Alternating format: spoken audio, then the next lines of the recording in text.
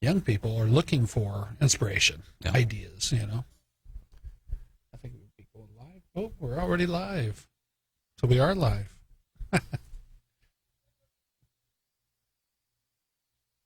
From AM 1680, this is Business Leaders with Lance Cardoza, the behind-the-scenes story of the business shakers and movers in the Valley and beyond. And now, here's your host, Lance Cardoza. Good morning, everybody. Welcome to Talk Radio 1680 KGED. You're listening to Business Leaders Live, and pretty excited about this week's show. Every time I have somebody in media that works in media, they get what we deal with, and media is under scrutiny all the time now. So, which I think is great because it makes us get on our toes. We get on our toes, and we tend to be better every day at what we do.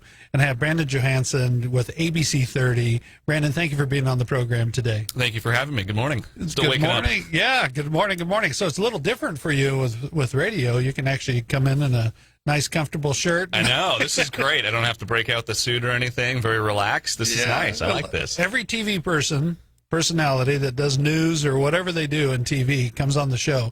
They say, hey, I like radio, except for you have to be on all the time. You got to just keep going. But, yeah, you can just relax and talk. And you can join us also by going to Talk Radio 1680 KGED on Facebook. We're Facebook Live, where we're streaming, and you'll be able to catch the show there as well.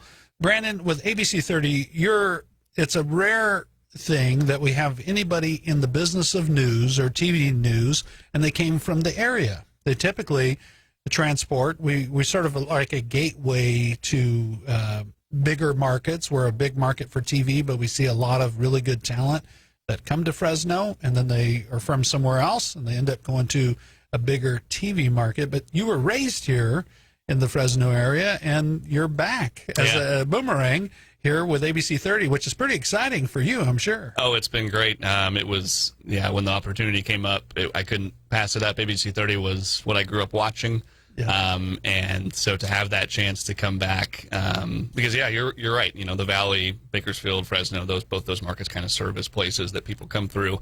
They hone their skills, and they might head off to another area. But Fresno's 30's a little different. We have a lot of people there who have stayed. There's a lot of continuity. Years, yeah, been there for many years, and even at some of the other stations too. A lot of continuity in Fresno. I think people get here maybe thinking they might leave, but then they realize that the Valley has a lot to offer, and they stay. And I do find that. I do find we're a lot of reporters that they first come here and they have this perceived notion, and then they realize, wow, everything is here, and it's really a great place to raise a family and be able to do the business that you love. So I always see, but you do see some of the younger ones that have come through and they land something big in LA or they land the Bay Area, but they boomerang too. I see those come back. So you grew up, where did you go to school here in the Central Valley? So I went to Fowler High School. I grew up just outside of Fowler, out on a vineyard out there, and went to Fowler High School, grew up in that community, small town. Oh, yeah. Very small town. Yeah. People usually just kind of drive through. You're in Fowler for about 3 seconds when you're coming up the 99, and then you're gone. Then so at Fowler, you played sports? I think we were talking before the show. Is that where it started, where you were playing sports? A little bit. Everybody kind of grows up. You play a bunch of different sports. I was never very, very good at any of them. I ran cross country and wrestled in high school. But all this kind of started getting into broadcasting. I was playing baseball, not particularly well, and I got hurt in 8th grade. And after I got hurt, we had our big Easter Classic, the Fowler Easter Classic, and they needed somebody to keep score. And so I was hurt. I couldn't say no. So I went up and kept score. And then the announcer, I don't know, had to go home or got sick. I can't remember what it was. And so they threw me on. And after I did that, they were like, hey, you're not terrible at this. You should, if you want, you could do this for us. And ended up doing that. I did it for the football team, baseball, basketball. I did the morning announcements at school, and it just kind of became a thing where I became comfortable behind a microphone and really enjoyed that. And I just enjoyed meeting all the people that comes with that. Sports was, doing that was fun. You get to meet the players and the coaches and stuff, but that's something that I continue to value. It's almost like you're on the team. You're a part of the team. You're a part of the show. Yeah, and Fowler's such a small town that you know everyone. Everyone knows everybody. And, all my friends were on the teams and stuff like that. So it was fun to still be a part of it, even if I wasn't playing and stuff. Yeah, and then how long did you do that for? Through school? Through school, and then I got my my GE, did GE rather, over at Reedley College for 2 years, so it kind of went into that as well. They kind of kept me on the hook while I was still at Reedley. I would come back in 2 games. I was trying to wean myself off a little bit by that point, but aren't you the announcer guy? Yeah, exactly. I know that works. Yeah. I was doing that there, and then I did a little bit over at Reedley College as well for the baseball team and for the football team as well. So it's fun. So that's sort of we were talking. I had Julia Lopez. Oh yeah, with she's great. CBS 47. She was on here, and her father worked in sports broadcasting. Okay, and she got to go. I think it was Albuquerque. She would go see her father, and it was like an eye-opening experience. Like she was bit by the bug. Yeah. And what was that moment for you? Was it the very first time you got on the mic? Because I'm sure you were nervous. I had a very similar story as a kid, so I know that first feeling. But when was it that you were bit by the bug and you said, "Hey, I'm good at this. I like what I'm doing"? Yeah. When was it? I don't know when I realized that I was decent at it. I think I probably had to be told a lot of times before I was, confident about it. But I think it was probably the first time I got on, and when I heard the crowd kind of react, that was cool. And that crowd was made up of people I knew, so it was like it wasn't anything crazy, but it was cool to have that, to everyone reacting to what you're saying. And I had no idea at that time that would eventually transition into reporting or news or anything like that. I had no clue, but I just kind of knew, hey, I want to do something like this, something involving that in this feeling, media. that immediate gratification of the crowd popping. And I work, for those of you that follow me, that I work in the business of professional wrestling and entertainment and sports, and a lot of wrestlers that work through the years, they hear the pop of the crowd and they know they got the crowd, or the ooh, or the whatever, and they're controlling the story. And a lot of them that make the big dance is what they call it WrestleManias, or you're talking 100,000 people sometimes in one big arena. Or they go to Japan or China and they're doing a big show, and the sound from the crowd popping is delayed, and you don't think about that. And big performances, and a lot of people that are motivated by the pop of the crowd or the reaction of the audience, it's very different. Also, like when you're doing TV news, you wonder sometimes, is anybody watching this? Yep, hello? all the time. Is anybody on the radio? Is anybody listening? So you wonder at times, but when you get into the big venues, and I find it funny that you said that, because it translates into acting. When they're doing theater and they get a feel of the crowd, and then they do a movie. And you have a grumpy set that is like waiting for lunch. Yeah, they're not reacting. They're just like, let's get this scene over with. And it's hard. And you see those, like Robert De Niro, you see him perform on camera. He's great, but live in person, he's terrible. That's very hard sometimes for him. It's very different now. He's got so used to that scene. Right. He controls whatever reaction's going on in his head versus really feeling the crowd. Yeah. So you heard the crowd, and that got the bug in you. And and it just I don't know at the time if I thought, I'll do PA announcing forever, or what it was that I thought at that moment. But it was just something I really enjoyed. I enjoyed the interactions with everyone that I wouldn't have met if I wasn't doing that job. So and being able to connect with that. So then from there, you go on to school. You leave the area. Where do you go to school? I went to Arizona State. I was heading out of town and trying to figure out where to go, and Paul Loeffler over at Fresno State does all the games. He's always been a good friend to me, and I've always kind of seen him as a mentor, and I would ask him, what should I do? I know he went to Syracuse, and I was like, I don't know if I'm going to be able to go to Syracuse. Yeah. If my mom will let me go all the way over there. But so I was looking for something kind of more West Coast, and he kind of threw out some schools that he knew were good for broadcast. And Arizona State was one of them. And so on one of our family trips, we swung through, and it was just kind of like, this is where I want to be. I always wanted to go to a school, not only that was good for broadcast, but that had a lot of spirit. I wanted that experience, that school spirit. Going to Pac-12 school was a dream.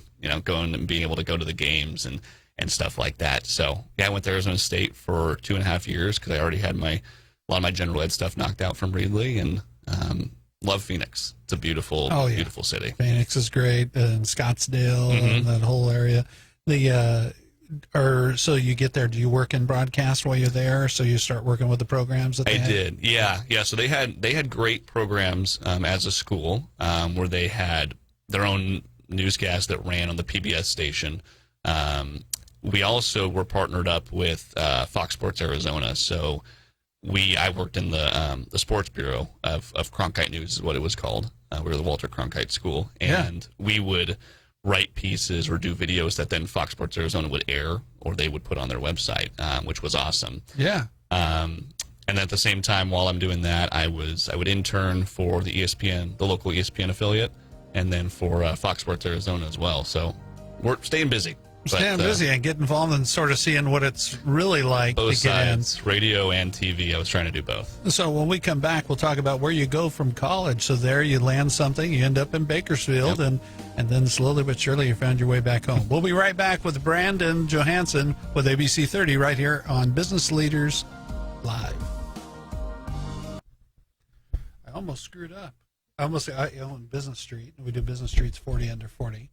I've been talking 40 under 40 this past couple of weeks. This is like with business Streets 40 under 40, and I caught myself like, oh no.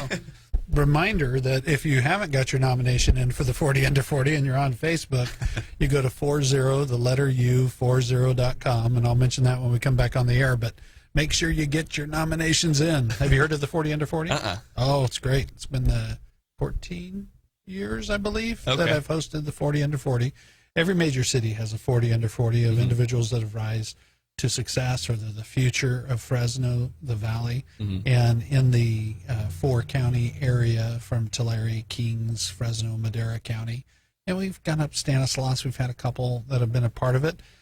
Over the years, we've recognized 40 individuals in the class that are the future of the Valley. Oh, cool. And rising stars, and a lot of people have connected that were been nominees and honorees of the classes and started businesses over the years. So it's been pretty cool. That's great. Collaboration. Nominations are coming in. We have a big event on December 5th, and we're getting ready to announce here pretty soon where we're going to do the event. And great. It's a great networking event. Yeah, absolutely. A lot of fun. And you can go to 40, the letter U, 40.com. You can see all the past honorees. Yeah.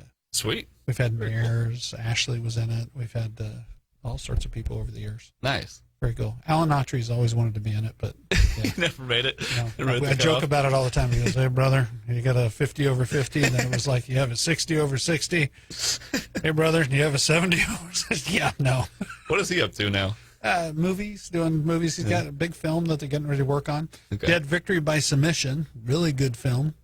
And I talk about it. I was sitting next to Chief Dyer at the time when it came out. It came out about, I think, a little over a year ago, and then it went to First Church Films, Christian film. I was the ring announcer in the movie. That's cool. Yeah, he roped me into it. "Hey, brother, what are you doing today?" Said, "Hey, I haven't heard from you in 6 months." I said, "I'm coming back from L.A. I was ring announcing." "Oh, that's what I wanted to talk to you about." Perfect. He goes, "Come by the Rainbow Ballroom." I'm like, "What are you doing at the Rainbow Ballroom?" I show up, and they're filming a movie. Of course. Yeah. Casually. Filming a movie. Casey Olson was in it, and Lee Majors was in it. It was a good film. Cool. And when I saw it on the screen, Chief Dyer elbows me and goes, "That's actually a pretty good movie." I said, you weren't expecting much either. No, it was really a good film. So I apologize, Alan, but there's your plug. Victory by Submission is a good film. Cool. It was really good. So, but it's in First Church Films right now.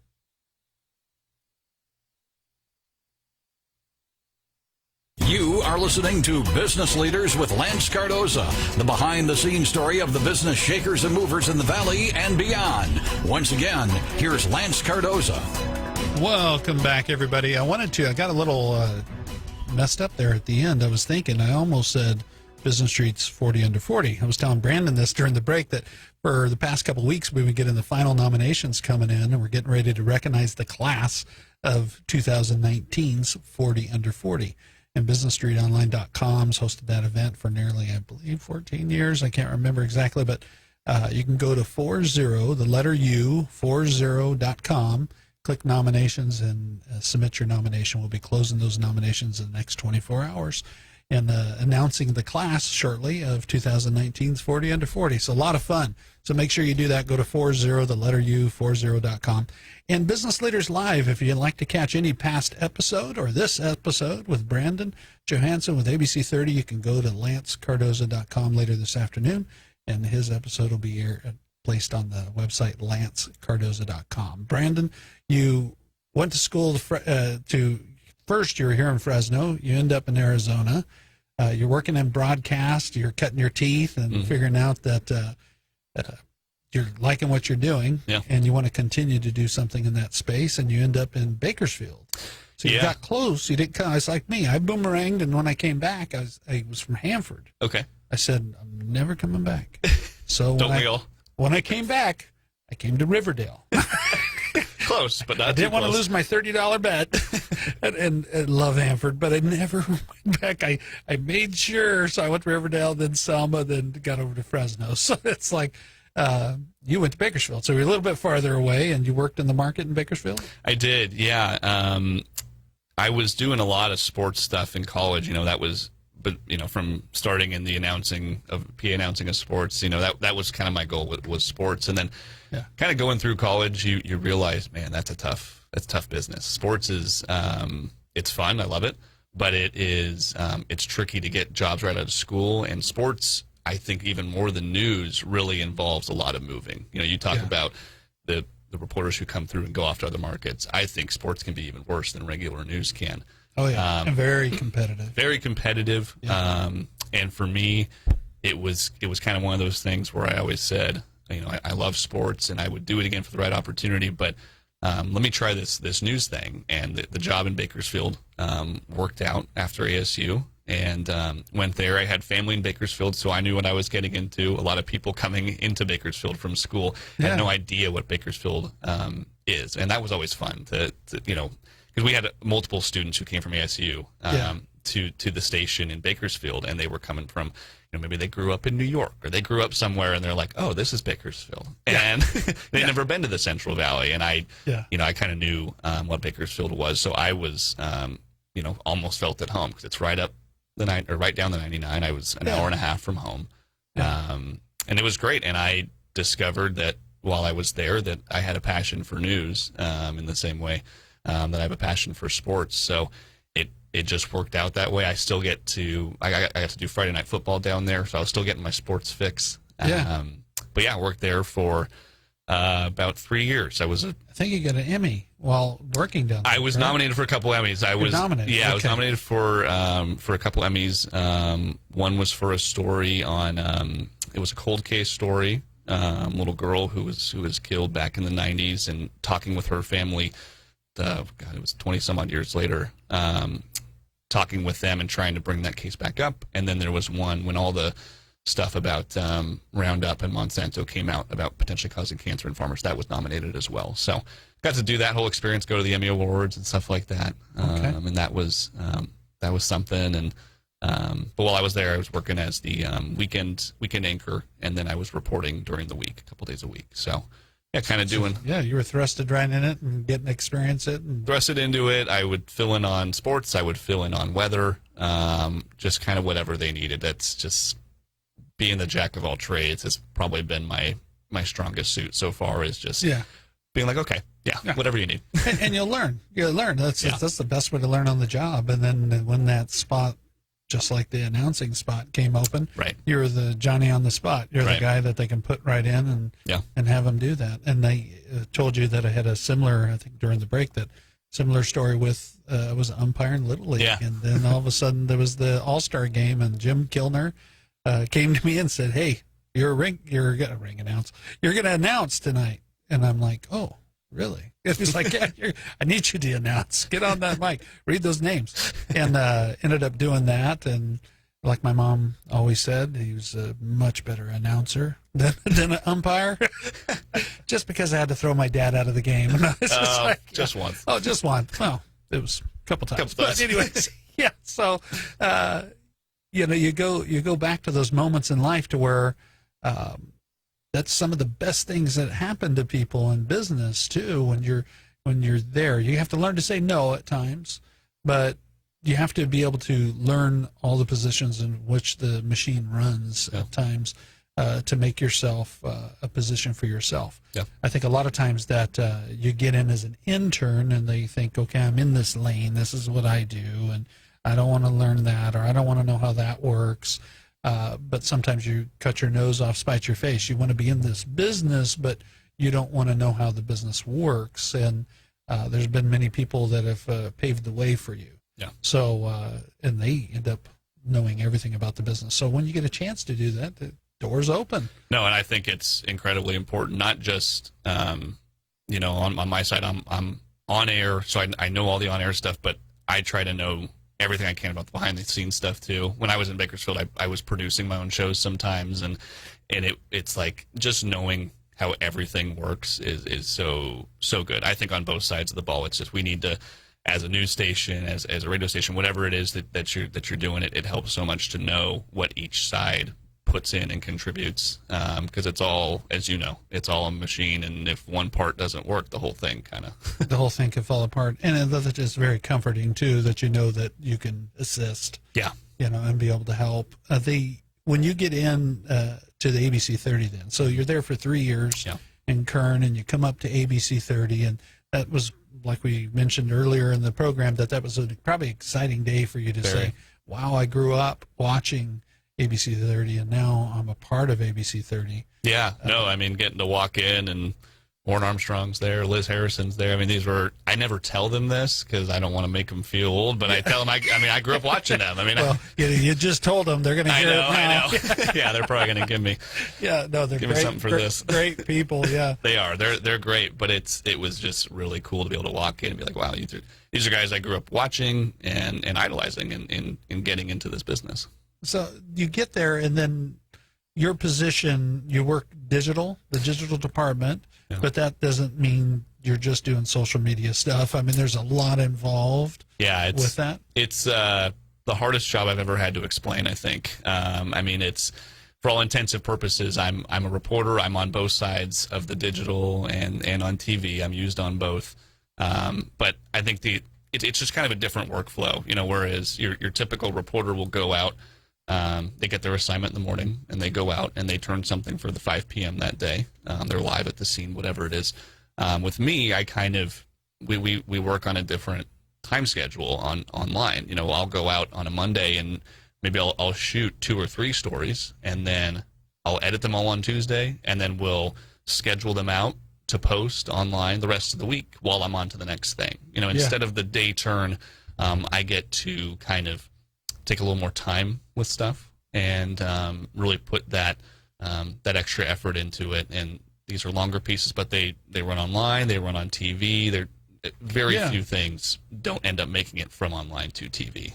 So, and what you were saying, they're a little bit longer because with social, you can dig into the story a little more, give a little more content. Yeah, and it's it's all based off of what are the surveys showing that people want? Because it seems like not that long ago we were told, oh, people only have the attention span for something under a minute.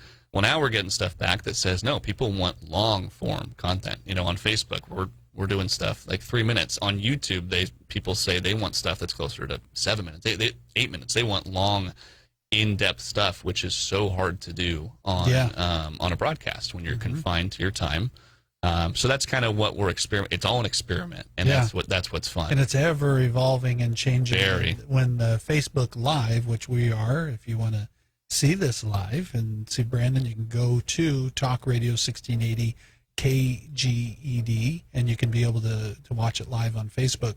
But Facebook Live was sort of like, I know, just like newspapers freaked out when Yahoo came around the corner, and I worked in the newspaper business, and I said, guys, you need to embrace this fast, and almost cut the head of the snake off, understand what they're doing, and get it engaged and involved, work with them, versus trying to ignore it. Because same with Facebook Live. When it came out, a lot of TV news thought, oh, no, but they've embraced it. Now, when you see absolutely. breaking news, you're typically getting it through your social source on a Facebook Live feed coming from the station, and then you tune in to the station to get the recap on everything. Yeah.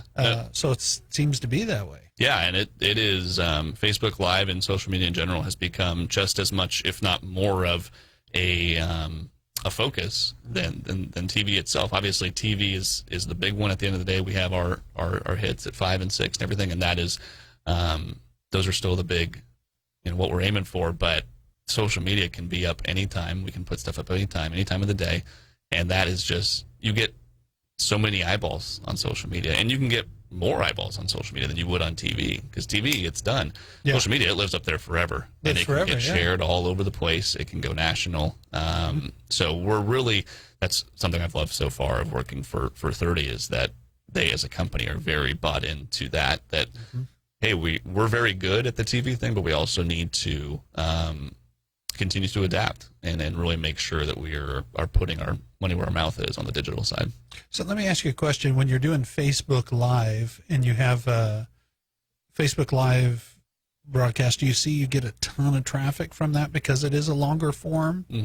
Like It kinda car depends. chase or whatever the big news is? Oh, man, the car chases, they always go crazy. Crazy. People go nuts over it. Oh, it's nuts. Yeah, and it's such a shareable thing. They see car chase and they just share, and it just gets all over the place. Those do really well.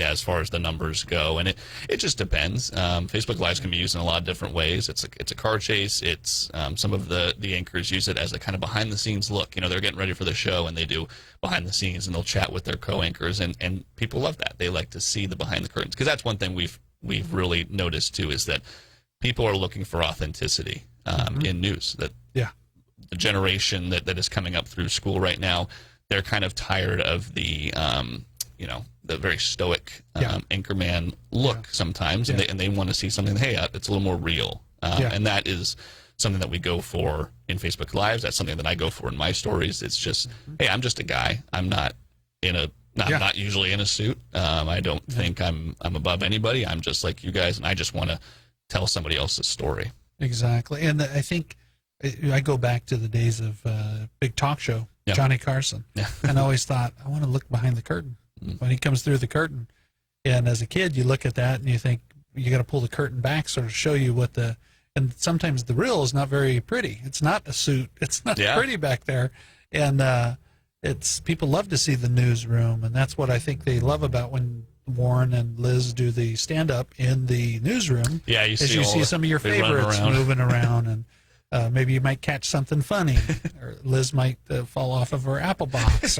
It's funny. Yeah, there's a lot of fun stuff that happens. We're all hiding behind walls when that shot comes up. Everybody comes over and they're hiding behind cubicle walls, waiting. Yep, and they wait, and then everybody starts going again. And then they go again. So it's cool to see the behind the scenes. So I get what you're saying. I can see where viewers and listeners want to get in and see the inside. Yeah. That's why I think Facebook Live does well with us when we're doing the show. Yeah. We'll be right back. More with Brandon Johansen with ABC 30 right here on Business Leaders Live. Talk Radio 1680 KGED. So on the final, are we in the final segment? Think about it. Have we done 3? I think we've done 2, right? Have we done 2? Yeah. Okay, so we got 2 more. So when we come back out of it, maybe let's talk about some stories of some experiences that you've had. A lot of times, maybe one of the most proudest moments that you had. We'll talk about that, and then maybe something that just wasn't going right. Okay. A lot of people like to hear about how do you get through it and how do you overcome that. We'll give you plenty of time to think about it. Yeah. Everything's gone well here so far. I might have to go back to Bakersfield. Something that's gone wrong. It's always the first experiences you're learning and figuring out how it's done. Yeah, no, that's true. And that's probably what I would go to, is like my first breaking news situations or something like that. You don't want to remind ABC 30 what maybe didn't go right. Right, no. Everything's been great. It's been perfect. Haven't had any problem. Hey, Woody. Woody. Are you over there? Woody, our engineer. Hey, Woody, did we have a phone? Did someone call? I know the phones were ringing. Did someone call, or they were just calling you? Someone was calling? Oh, no. Oh, okay. Oh, no, I kept seeing the telemarketer. Oh. They take more than 2 seconds to answer. Yeah, you cut them out. Yeah, I saw him bouncing on here. Typically, we don't have any callers call in, and I'm thinking he kept picking up the phone. I'm like, what's going on? And I don't see any like world news stuff going on in this thing. They've got some movie going on. Yeah, it's probably just my mom calling. Just make That's funny. So mom wouldn't have let you go to Syracuse, just too far. She would have let me. It's just it would have been like, that's a long ways, and rethink this. Yeah, and Arizona State it's just close enough. It's not an easy drive. It's like probably a solid 8.5 hours, but you can do it in a day. What's mom's name? Debbie. Is Debbie watching right now? She's actually in Phoenix. My brother just had a baby, so she's in Phoenix meeting my niece. So I kind of doubt that she is watching right now. Yeah, well, she'll be able to catch it later. Yeah. Facebook, it lives forever. Cool. Yeah, I know, which is scary. Or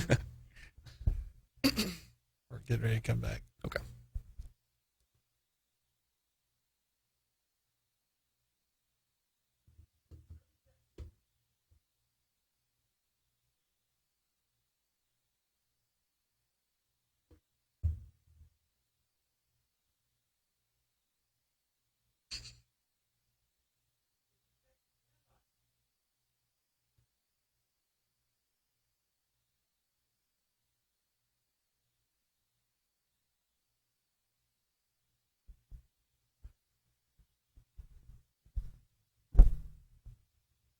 Giving you the inside story of business leaders in the Valley and beyond. This is Business Leaders with Lance Cardoza. Welcome back, everybody, to Business Leaders Live every Tuesday morning at 9 a.m. We bring you Business Leaders Live with business leaders throughout the Valley and abroad. And I love the boomerang stories, and we got another boomerang story right here in the studios at Talk Radio 1680 KGED. And also, you can join us on Facebook Live at Talk Radio 1680 KGED, or by going to my Facebook or our website later today at lancecardoza.com.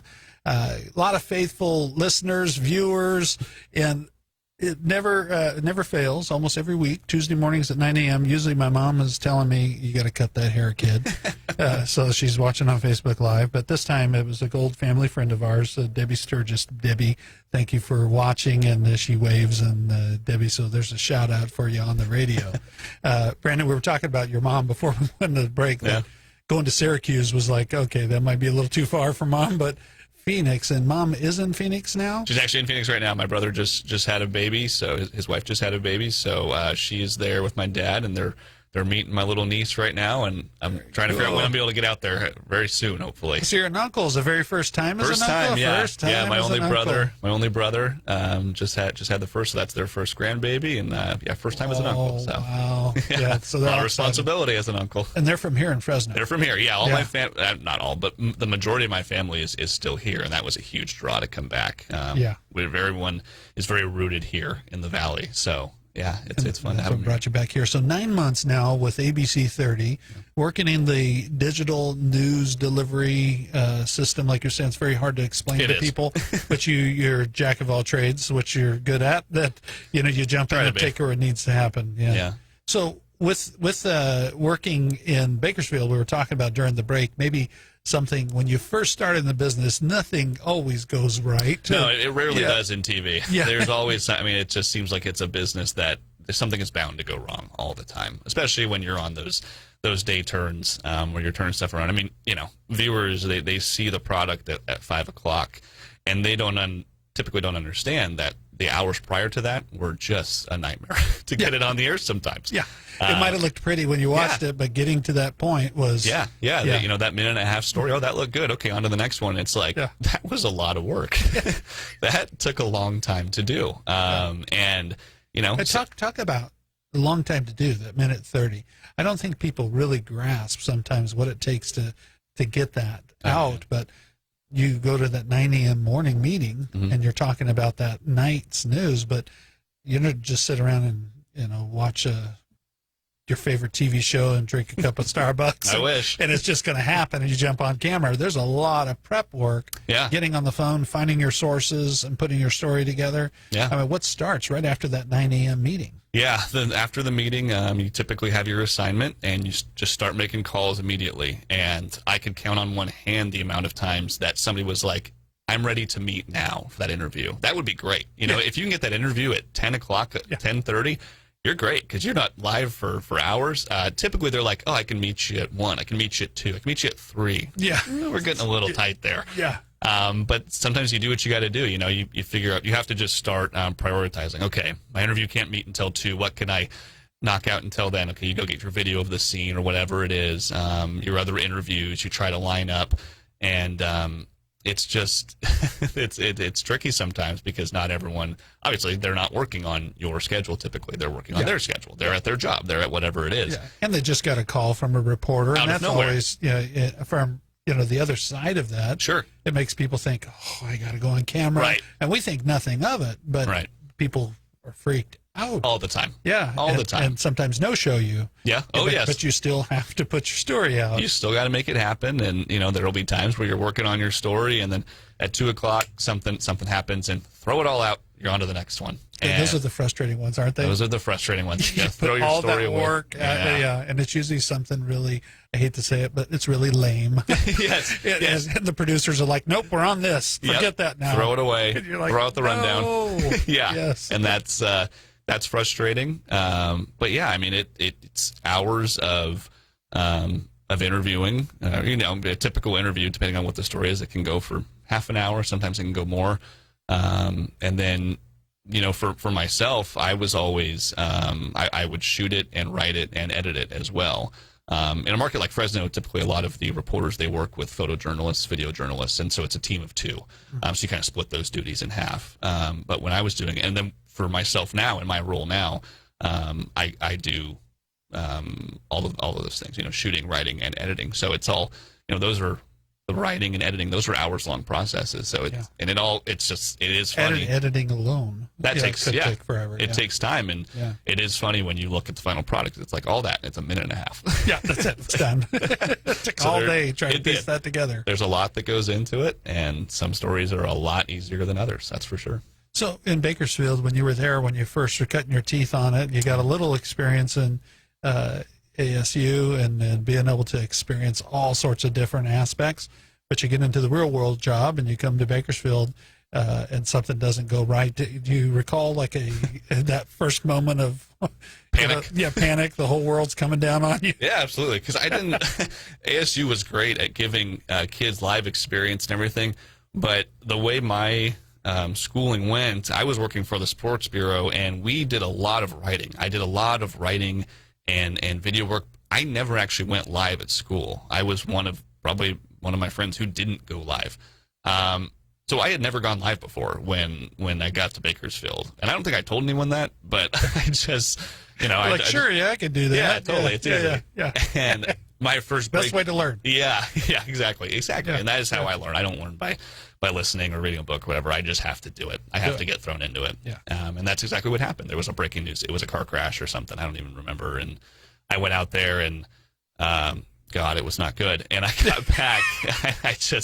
And my anchor, who was a good friend and mentor down there. I mean, Tim Callahan just said, "Do you want to talk about what just happened?" Yeah, that'd probably be good. Let's talk through. Let's talk about it. And I remember we had, while we were running it on TV, they were also running it to Facebook Live. So it lived there. It's probably still there. And I remember people were commenting. And as you know, the internet is a vicious place. Oh yes, it is.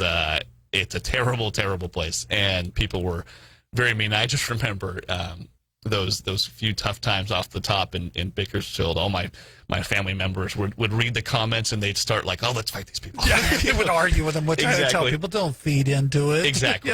These people, that's exactly what they thrive off of is the interaction. And that took a while. I mean, that's still something that I think people in news that we all have to we have to get used to and deal with. You got to check at the door. You do. Yeah. You do. And a lot of the women in TV news too really especially get the abused. women. Yes, they're really abused on social and shamed and it's brutal. It's And very brutal. It's maddening as somebody who works with these women, these incredibly talented women, to see that people reduce them sometimes to what it is they're wearing or what their hair looks like or something. And it's like, it's just, you wish you could, get jump on there and just go after these guys. And it's vicious. I tell people all the time, you have to ignore the haters. You do. And you have to move forward. If you have people hating, that means you have people listening and people watching. True. And there's always going to be that, and you have to just be the bigger person. Yeah. And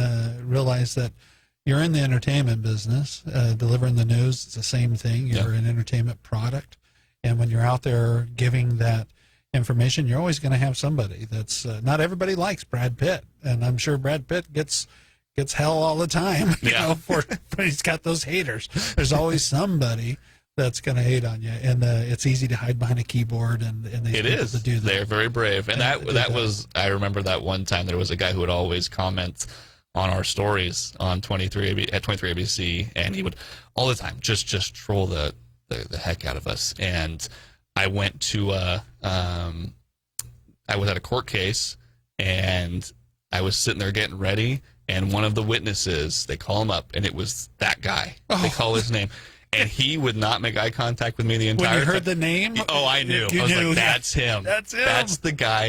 His name was ingrained in my brain because he was one of those guys that would just go at us for everything. Every little thing. Every story he would comment. Yeah. And it was just one of those interactions like, oh, okay, so you're not buying a keyboard now, so it's a little different. It's a little different. Yeah. I'm right here. Hello. Yeah. I love it. It was funny.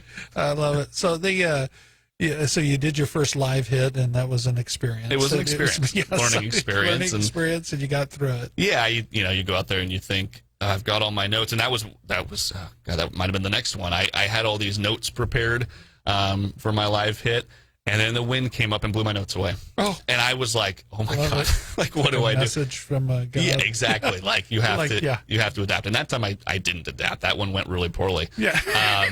But since then, it changes how you do it. You don't have a script that you read off. You just have bullet points. Okay, I want to hit all these points in my head when I'm going live, and you can't rely on a script. So those were, as brutal as they were learning experiences, and it definitely plays into everything I do now. You got to be able to get through it, and I think a lot of times too, the best we were talking about it, learning and just hands-on doing it is just how you're going to get better and better and do it. And I think a lot of times people want to over-plan, and they get into that, they get stuck in that.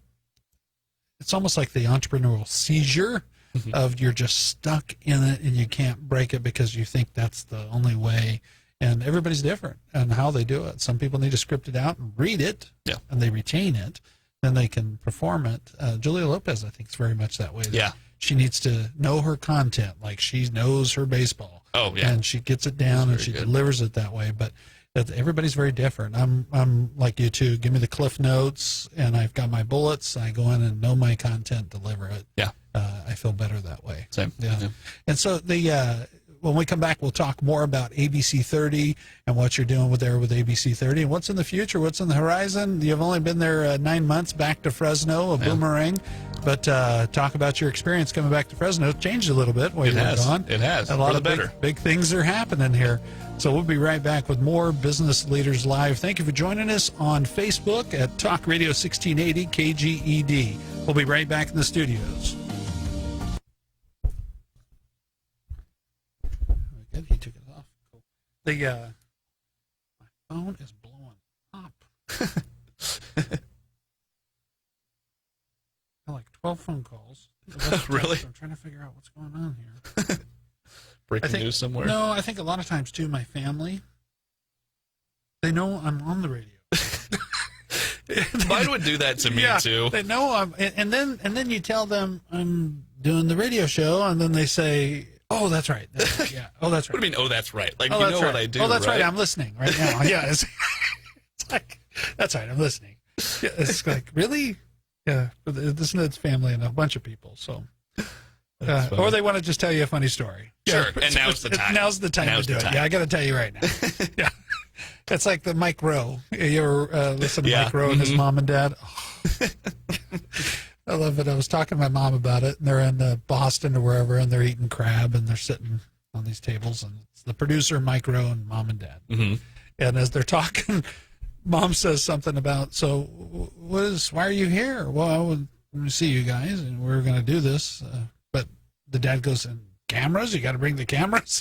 He's like, well, we're going to make it an episode. We're going to talk and make it an episode, and, it'll be interesting. I'm talking to Mom and Dad. I got the producer. We're just talking about stuff. And the dad goes, interesting.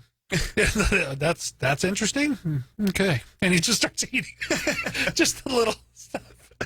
The mom was like, so we have to bring cameras for us to see you. Yeah. Yep. That's exactly what it is. Do you remember our phone number? Yeah. It's like, yeah. I love it. That's funny. Mike, bro. He's classic. So with ABC 30, what do you see the future of, like, maybe where news is going? Like you were saying, there's a shift. Yeah. I think a lot of people embraced social and that aspect, but it became secondary, like we were talking about during a break. Secondary to news, it was just feeding news, but it's sort of like it's a lead generation. It's it's sort of leading out there, and then news is drilling down on the content. Yeah, I mean, it's I don't know where it's going to go. That's the thing, we're going to keep trending the way we are towards social media and stuff. It's just the train's just going too fast to stop it now, and you've just got two different entities now as opposed to being news and social's feeding it. It's kind of like, okay, we got news, we got the TV, and we got social, and we need to feed both of them, and they're just two trains running along parallel tracks that we need to kind of keep going at the same rate. Yeah, we'll bring that up again when we're on radio, so we'll talk about it. Yeah. And what do you anything that we've left out that you want to make sure you mention on the air? 1 minute, we'll be right back. And thank you for joining us on Facebook if you're watching here. Talk Radio 1680 KGED. Yeah, I don't think so. I think we got it in. Good. I think so. I don't know. Good. I'm never on this side of it, so I don't know. You mentioned the niece. So yes, I got her in. I got her in. That's good. Good stuff. Perfect. And what's the big story today? Today I'm filling in on sports. So cool. Yeah. So I don't even know what's going on right now. I haven't checked my emails, but AB I'm sure did something. Every time. Yeah. Every time. This guy. That popped off right before our 6 o'clock show, and I just had to scramble and get that on the air at 6 last Tuesday. Go away. He flinches and they're jumping all over. I know. Yeah. I know.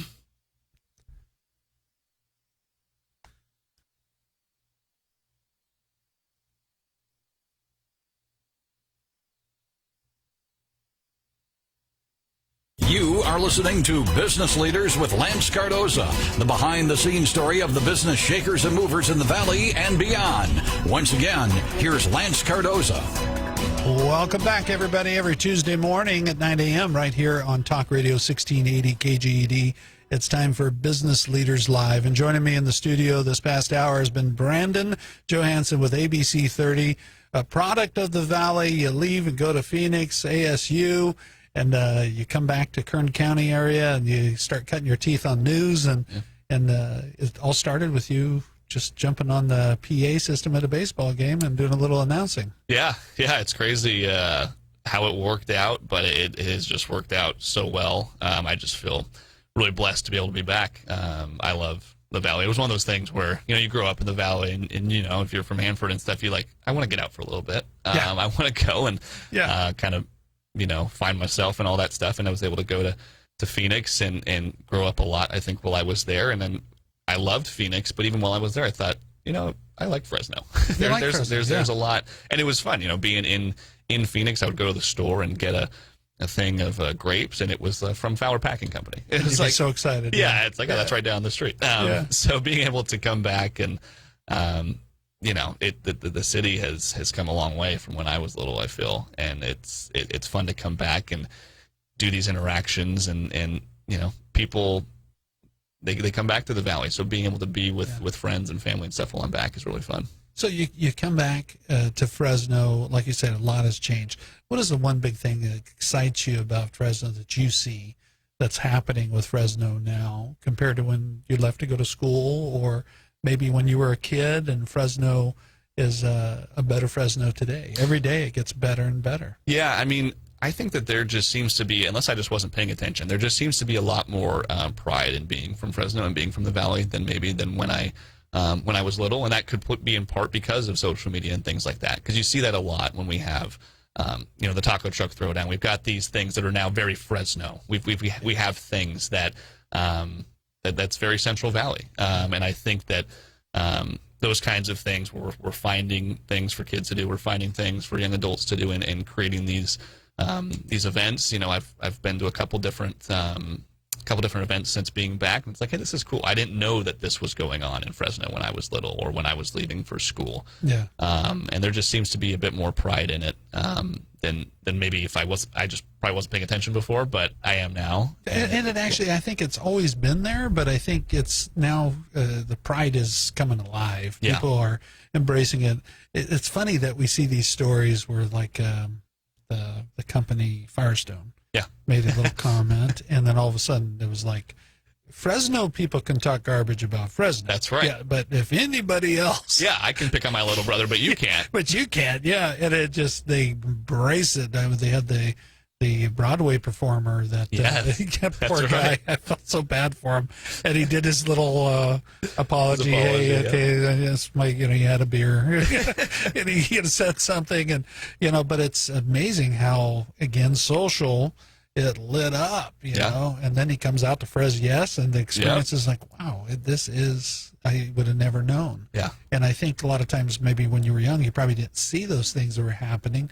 And I think that happens today. It's still today that some people isolate themselves and don't get out and get involved with the community, like the Greek Fest, incredible event. And we have some great events in Fresno and a lot of pride of Fresno. And there is a lot of, I think, ethnic events that really support our culture. Yeah, we have a ton of Valley. That's been started right here in the Valley. And you know what? I'd love to see a story, and maybe this is a story you can work on. I love story ideas. Taco truck throwdown. And I know the Fresno Bee tried to dig in it, but and Sam Hansen, they call him the marketing ninja at the Fresno Grizzlies. Sam Hansen has always tried to figure this out too. Maybe they figured it out, but the very first taco truck in the history of taco trucks, and they believe it was a trailer. Okay. And it was here on the west side. And they can't trace it back unless someone has by now, but I knew, where did the very first taco truck ever happen? That's and it's actually question. Fresno Bee reporter Mike Oz went around with a little skinny rail reporter, and they went around to eat the best tacos. And I remember Mike was like killing the tacos, and she was about ready to pop. But he was like, come on, you can do another one. And that started Taco Truck Throwdown. Oh, wow. From a story he did when he was a reporter with the Bee. That's cool. And it evolved and it came to the Grizzlies, and they put it all together. But really, it was celebrating the taco truck families, the owners of the trucks, in this competition. It's a big part of who we are as a city. Exactly. It's not just beer and tacos, but it really is a celebration of that cultural fabric of a taco truck. So I'd be very interested to find out. I'm going to have to get in touch with him. Yes. I know people argue that, no, we were the first, Sure. but I wonder. I think Fresno County had the very first taco truck, I think. I don't know. Might want to argue. So, but, Brandon, that'd be a great story. That would. I like story ideas. Thank you. Great feature. Where do you see yourself going from here? You love what you're doing now with ABC 30. What would you love to do in this business of news? That is such a tough question that I get a lot. I truly don't know. I really like what I'm doing, and I really like where I am. It's one of those things where I'm just enjoying the moment and enjoying this time in my life, because I don't know. A lot of people, when they get into news, like we've talked about, I want to get to New York. I want to get to LA, and that's kind of their end goal, and that's what they want to do. Yeah. There's part of me that thinks, I'd like to go to LA, but there's the other part of me is like, well, I love Fresno, and my family's here and stuff like that, and I wouldn't be opposed to hanging out here for quite a while. So it's one of those things where it's like, I'm just going to take it by ear and take it as the opportunities come, and I'm not trying to, I wouldn't say I'm trying to leave or anything. I'm trying to see where this business goes. I mean, this position is very unique in that I'm getting to dabble in the digital world and in the TV world and do both. And I think it'll very much depend on where we kind of go as a business is where I go. Where you go, yeah. And then you wait for the next door to open, and then you kick it in. Yeah. And then move on to the next area of your life in the news business. And it's constantly evolving, talking about social, before was sort of the secondary support system to TV, and now it's sort of become the lead generation and the breaking news side of it. Yeah. So you're right on the cusp of news and thrusted into also the ever-changing world of social too, and having to be ready. Yeah, and be ready for that. Like you said, I mean, pretty much 100% of the time now, the news breaks online before it breaks on TV because we're not on the air all the time, but we're always online. Always on. Yeah. Yeah, and so it's become kind of these two trains running on parallel tracks. You got TV and you've got digital, and you have to keep them both going and feed them both. And it's a challenge, but it's fun, and I like being on both sides of it, and I've really enjoyed it so far. Well, congratulations coming Thank you. back home and landing the job with ABC 30, and I'm sure they love having you there. Brandon Johansen, ABC 30, and we'll be not right back next week. Tuesday morning at 9 a.m., we'll be back with more Business Leaders Live. Thank you for joining me.